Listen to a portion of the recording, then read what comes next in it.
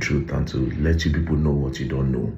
You see, some of us are privileged to some information, but we just don't talk. Even though we know, we act like we don't know. We'll just keep on trying. Let's see if a miracle will happen. In the case of Nnamdi Kanu, he will most likely, listen to the word, Mazi Nnamdi Kanu will most likely spend another 20 years in jail. As a matter of fact, the original plan for Nnamdi Kanu is to be released when he's old, when he's weak and don't have any strength in him again to talk or to fight. What you people don't know is like this, right? The Eastern governors, the Igbos, the Eastern governors, they are the one, not just the governors, down to the elites, down to the rich Igbo men, down to the big businessmen. People write letters. These people have meetings with security agencies and presidency that for no reason on planet Earth should they release Nnamdi Kanu. What is their reason? They claim that the Eastern region is at peace. But if they release Nnamdi Kanu, it will be a threat to national peace. It will be a threat to the peace of the Eastern region. Down to the big businessmen. I'm just telling you this thing is the fact. Down to the big businessmen. They say, no. We are okay now. We are doing our business. There's no problem. We have minor insecurity problem, right? But it is better than when you let Nnamdi Kanu to come out. So Nnamdi Kanu, all these courts you are seeing, they go court, they good. Bro, all those things now just kamikaze. They will keep on adjourning this case for like 10, 15 years. Now, let me tell you the craziest part. Nnamdi Kanu, on the other hand, is not diplomatic. He's a fighter. He's a fierce fighter. He knows what he wants, and he does not bend to pressure. That's why even a few weeks ago, he even said it, that if he leaves the court today, say in the next few minutes, something will happen for the East. Do you understand? In the next few minutes, something is going to happen in the East. They are terrified. They are terrified. Bro, they are still doing sit at home because of this guy. They are still doing sit at home on Mondays. The government have tried to change the sit at home, but it's not working. Then imagine if you now let him come outside, where he has some core people that believe in his movement in the Eastern region. A lot of these big business Igbo men, they pay heavily. When you hear heavily, they pay heavily to make sure that guy don't ever see the dawn of day. He will be released. He will not be touched. They'll not go buy him. But bro, that man will be released when maybe my pikin don't reach like 15 years. Unless if miracle happen. Listen, unless if miracle happen. Unless if miracle happen. Has been designed to be there till his bone weeks. How many big business person, how many influential person from the Eastern region have opened his mouth to say free this guy? How many? How many? How many influential? How many? How many? How many? Now, you complain. Oh, they are giving peace deals to terrorists in the north. Boko Haram, they give them peace deal. It is because peace deal, this is how peace deal works. The governor of the state can sometimes suggest, he go send people. Do you understand? Go talk to these people. Go talk to the terrorists. Say, Alpha, are you willing to lay your arm? This thing has been going on for a long time. Are you willing to lay down your arm so that you can just let everything go? Do you understand? That person goes to negotiate and come back. If it is a green light, the governor now can go approach security agencies like the NSAs. Come follow them talk. NSA will say, okay, since now your state no wala. Then sometimes it is the NSA and the security agencies Now then go contact the governor, say, we need to do a peace deal. But in the eastern region, nobody is going to say, Mona, release this guy. Because they are all terrified. Do you understand? The popular names in politics in the East, the popular names in politics in the East, they don't want Nnamdi Kanu to come out. You know why? Because if this guy comes out, and maybe you are trying to be a governor, and he says you are not going to be a governor, you will not be the governor. Do you understand? Even though you will later be that governor, blood go spill. If you say you want to be president and he say, don't be you we want, you who don't want you cannot lead the Igbos, it is you we want. Guess what? Your people, the attention, the support you have in the East will be divided. Do you understand? So, Very Dark Man is not talking about Nnamdi Kanu. That's not true. In the past, I have. As a matter of fact, there was one time I spoke about Nnamdi Kanu. I was called and I was warned. But I still spoke about him. I was called and I was warned. I was called and I was warned. Omoyele Sowore have been arrested. What I'm telling you now, Omoyele Sowore knows. But he was hoping for a miracle. Just like every one of us that hope for a miracle. He risked it to hope for a miracle that just in case, let's just try if it will work and they will release this guy. Sowore was just hoping for a miracle to happen. Okay, yes, maybe this miracle will happen. Let's try. Maybe we won't put a little bit of pressure. But he didn't know. I would say he didn't know. He knew he was going to be arrested. He was just trying his best. Do you understand? But guess what? We are not going to stop. We'll still keep on trying.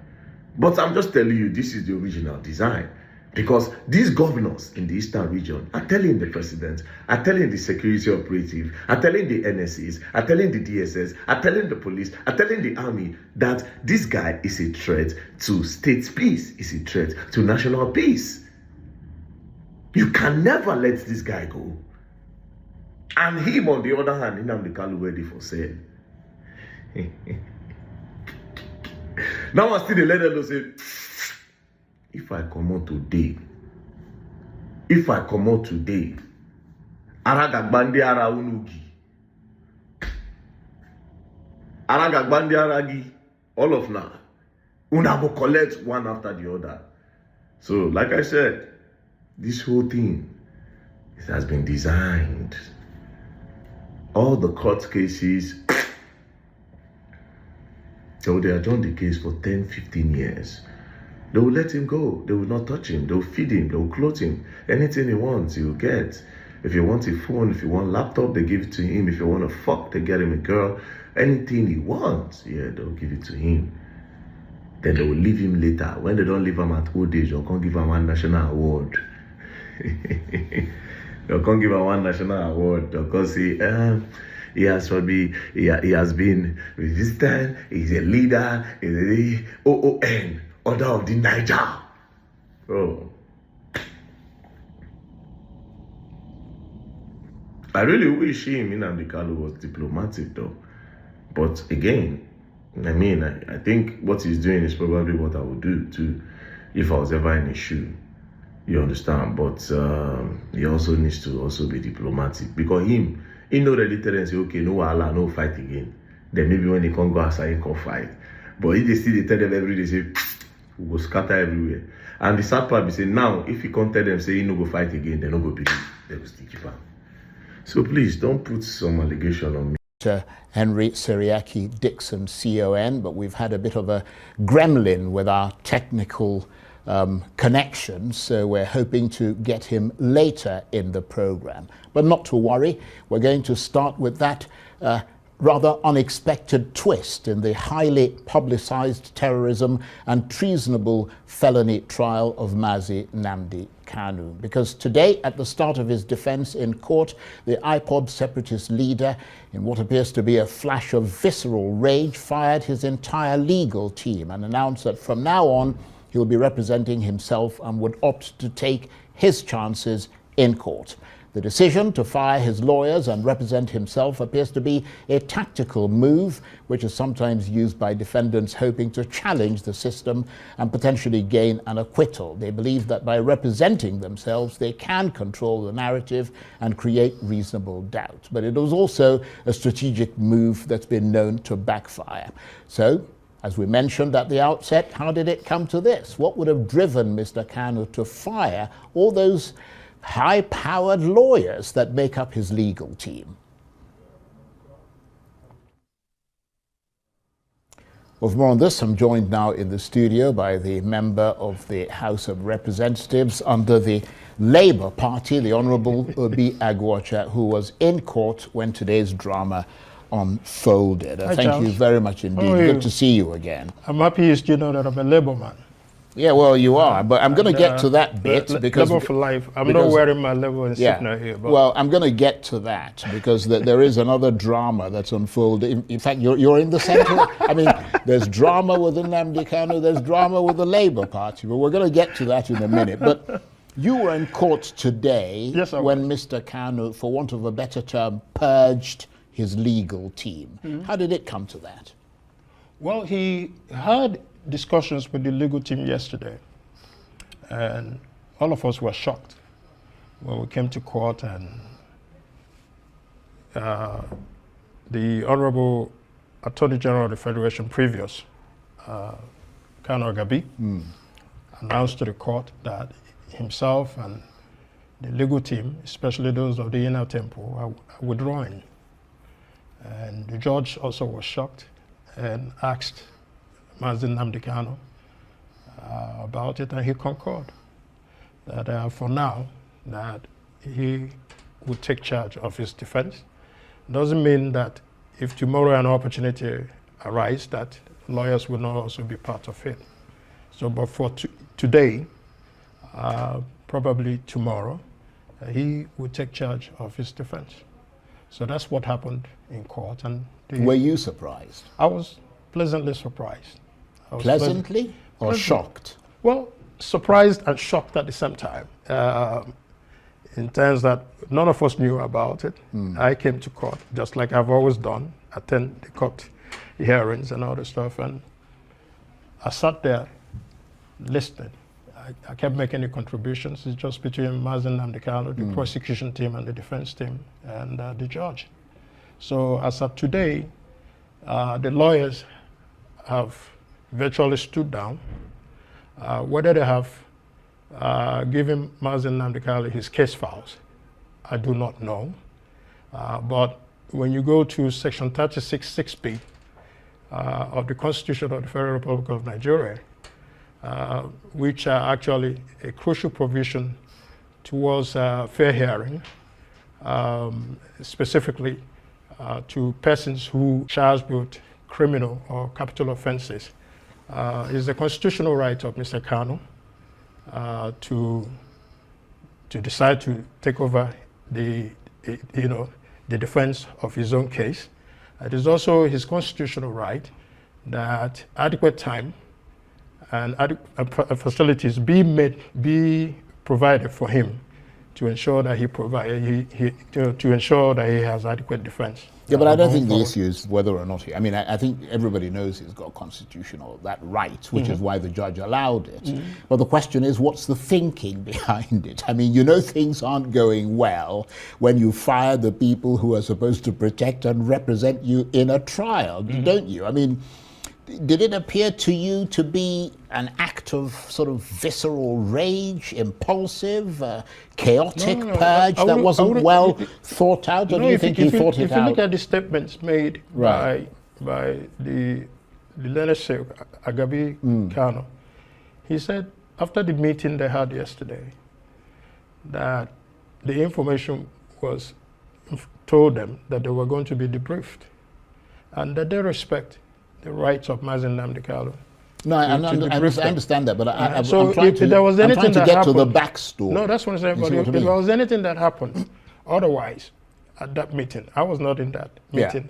I only showed up But I mean, you would have heard things. I mean, you talked to him. You normally, you guys normally hug each other at the end of the trial. At the end of the day. At the end of the day, yeah. we sat close. But did he whisper anything into No, your but at the end of the day, something? he was actually, he was actually led through the judge's chambers, right, to be evacuated back from the Federal High Court to the detention center. So we didn't have enough time, right, to discuss in court, to say, because he's often brought to court 10 minutes to 9, right, and the judge comes out exactly about 9 dot. So there wasn't that much of a time beyond, right, the camaraderie. And we didn't hear and from, I mean, we obviously saw the statement. I was actually hoping that we would hear that clip from the lawyers, because they made a public statement, yes, which has been run on our rise several times today. But I mean, is there anything beyond that public statement that that might have said perhaps in out of camera to you? No, nothing yet. I've yet to be informed otherwise. Right. But I know that tomorrow he may be meeting with some of the current legal team that were debriefed. Right. May be possible some additional members of the legal team to go forward, at least to have some people, right, who will surround him and be giving him legal advice where necessary, and the authorities that he will need to proceed with the defense of his case. Right. But what we are saying, crucially, Charles, is that Section 36(6)(b) is essential, that it appears that the government is rushing his defense by giving him 5 days. He's already made known to the court, and the court has given summons to 23 witnesses. He will need to spend time to discuss with those witnesses, and where those witnesses are not compliant, to ensure that the court compels them through subpoena to come and testify in court as to their knowledge of events from the time he was arrested to the time he was extraordinarily renditioned, and from the time the trials also began 5-6 years ago. So if you're going to rush, the prosecution has had more than 10 years to prepare for this matter. They have arraigned him on several charges, withdrew several charges, and rearraigned him. They've had adequate time to present their case, and they have rested their case. The defense also requires adequate time to be able to present their case. You cannot say in a capital offense, a criminal trial that has so many significance, not just for jurisprudence, but the social and security dynamics in Nigeria, that Nnamdi is expected that is within 5 days to be able to put a defense. If you're going to railroad him, just like the court in their determination, court says he does not verily believe that access to lawyers at the DSS facilities may be videoed, may be eavesdropped. So he agreed for 3 hours. That was yesterday's meeting, for himself and his lawyers to meet at the judges at the court 7 specifically. But if you go to court 7, there are video cameras, opportunities to also eavesdrop. I'm not saying that his lordship was in his chamber, but what if he was in chamber? Who else was in chamber with him to eavesdrop on the discussions between Mazen Nnamdi and his lawyers? Well, they would argue that he's getting all rather paranoid now. No, it's not. No, if you agreed that because of electronic cameras and audio equipment and all the stuff in DSS would not be adequate for him to have concrete discussions with his lawyers in the defense of his case, and you're moving him from DSS to his court. But the court itself is also... Yeah, but I mean, obviously the judge has more confidence in the court than the DSS facility. Well, it's not... So that's... No, he moved the matter from the DSS facility to the court. Yeah, that's what I'm saying. Hoping that the court will be an adequate place. Yeah, that's what I'm saying. He obviously has more confidence absolutely, in the but then the same court has the same issues as it would be at the DSS. The court is also wired electronically. Yeah, but maybe the judge, because he's a judge in that court. I mean, I'm just speculating. Has more control and more access to that kind of material. So what if rather the than judge, if what it if was the in judge the was DSS. eavesdropping on his conversations Well- with his lawyers? Would that not also affect? Would that not also affect the way and manner, the perception that he sees with the Well, I mean, the case? that's purely and speculative. would also lead to bias. Yeah, that's speculative. But let's move away from that. Usually the decision by someone to fire his lawyers and represent himself tends to be a tactical move. Mm-hmm. It's sometimes used by defendants hoping to challenge the system. I mentioned that at the outset, and potentially gain an acquittal. They believe that by representing themselves, they can control the narrative and create reasonable doubt. But that strategy has also been known to backfire. I give you one example, and it's probably an extreme example, and I don't mean to kind of link it to Nnamdi Kanu, but if you remember the mass murderer in America called Ted Bundy, who was eventually executed. I mean, he got in, his lawyers were trying to arrange a plea bargain for him to get 75 years in jail, in other words, life imprisonment, and he got angry and fired all of them and said he was going to represent himself. And he ended up being found guilty, condemned to death, and executed because he did it himself. Whereas the lawyers had already made a plea bargain arrangement which would have kept him alive. Well, let me tell you something, though. I don't know Ted Bundy, but I don't know him either. But I know Nnamdi Kanu. If you were in court today listening to Nnamdi Kanu, you will come up with the the absolute impression that this is a very cerebral man. He understands the law. He also understands the challenges that are facing him. So you think he got a better shot representing himself than the people who have represented him for quite some time? Senior advocates of Nigeria. He made a decision. Yeah. He made a decision with the lawyers yesterday, which included the senior advocates of Nigeria. I'm sure they gave him proper legal advice, and I'm sure that he listened to all their suggestions to him, their briefings to him, and he chose otherwise. Like Kanu Agabi said today, that after the meeting, they came to court today to honor the court, and as well to honor Mazi Nnamdi Kanu's request that they be debriefed and that they respect his opinions. Right. And Mazi Nnamdi Kanu in court says that for now, he used the word for now, I am standing alone to defend myself. Doesn't mean that tomorrow that you will not see new sets of lawyers, which may include the current lawyers that have been debriefed. Right. But the most important thing for Nnamdi Kanu and everybody who is supportive of him is to ensure that everything that is going to be done goes towards fair hearing, and that every opportunity is given to him as stated in the Constitution. Right. The point is that he's not asking the court to give him time to choose a new set of lawyers. No, he has not. He's saying that he's going to represent himself. No, he doesn't need to ask the court. Right. Even if he brings a new lawyer into the matter that's completely different from the existing lawyers, the lawyers will come under Section 36(6)(b). They still need time. They still need time. Yeah, to familiarize themselves with the case. And the evidences that have been put forth by the prosecutor, even if Nnamdi Kanu is taking over his matter, he still needs time to go through his trial files, know the evidences that have been put forth, also be aware of the 23 witnesses that he's already given to the court, and the court has issued summons for all the 23 witnesses, and are compelling them to come and testify. So there's got to be adequate time. Right. You don't expect that within the 6 days already given, 1 day is gone, that he has 5 days to prepare his defense. Right. That's why I was saying that if anything goes contrary to Section 36(6)(b), then he definitely is going to lead and make the trial to be a nullity. So he has to be given adequate time to look at his case file, to first of all find out whether Agabi and the other team have given him his case file. He can't study everything tonight, so he needs adequate time. Right. And then the facilities to be able to ensure that he prepares himself very well. Right.